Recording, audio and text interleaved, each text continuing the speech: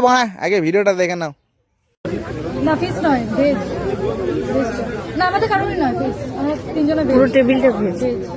বলছি না ফিস ফিস? ফিসটা কি ফিস? হ্যাঁ এখন এই মাছ হয় একটা, ফিশ হয় একটা, ফিসটা কি? হ্যাঁ আর এই জন্য অন্যের ভিডিও তুলে তুলে নিয়ে এসে রোস্ট করছে তাকে। সয়ের যদি তোমার সয়ের প্রবলেম হয় তুমি সয়ের প্রবলেম ঠিক করো আগে।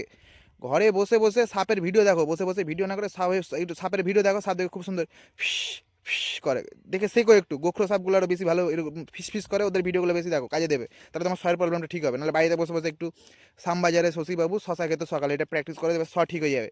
ফিস বললেই তো হয় যে মাছ খাই না, ফিস খাই না, ফিস খাই না। হ্যাঁ দাদা ওটা মটন নয়, ওটা মাটন। ফার্স্টে বলতে তো শেখো, তুই আমাকে কথাটা মাটানো না, কথাটা মটানো না, কথাটা হলো খাসি। বলা দাও ডিরেক্ট যে আমার খাসি খাই না, আমার অ্যাটিটিউড দেখো, ভালো করে দেখাবো যে আমার খাসি খাই না আমার। রে তাহলে হলো হয়ে গেল খাসি।